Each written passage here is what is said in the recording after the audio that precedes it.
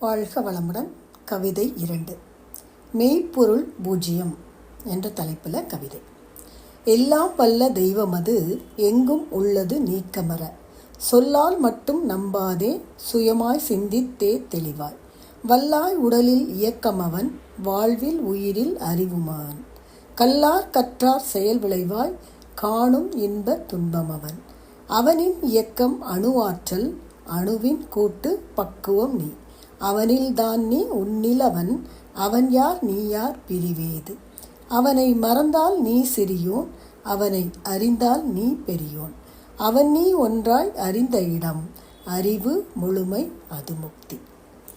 மனிதனால் செய்ய முடியாததை எல்லாம் செய்யக்கூடிய மாபெரும் ஆற்றல் மனிதனிலிருந்து இயங்குகிறது, பிரபஞ்சத்தையே இயக்குகிறது.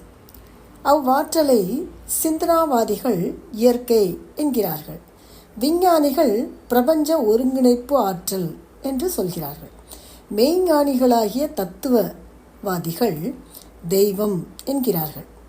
அது அங்கு இங்கு என்று இல்லாமல் எல்லா இடங்களிலும் எல்லா பொருட்களிலும் எல்லா இயக்கங்களிலும் எல்லா விளைவுகளிலும் குறைவில்லாமல் நீக்கமற நிறைந்துள்ளது என்று நமது முன்னோர்கள் கூறியுள்ளதை கேட்டு அதையே மற்றவர்களுக்கும் பிற்காலத்தவர்களுக்கும் சொல்லிக் கொண்டிருக்கிறோம்.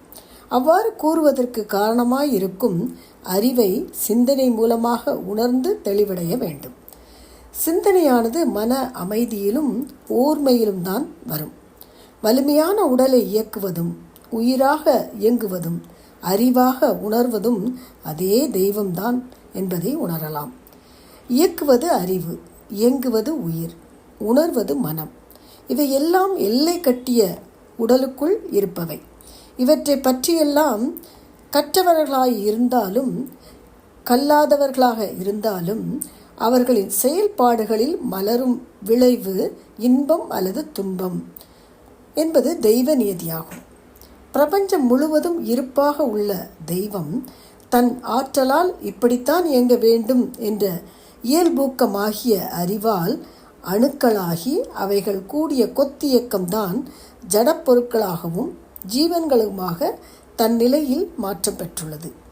ஆகவே உனக்குள்ளாக தெய்வமும் தெய்வத்திற்குள்ளாக நீயும் இருப்பதை உணரும்போது தெய்வமும் நீயும் பிரிவற்ற நிலையில் ஒன்றாகிவிட முடியும்.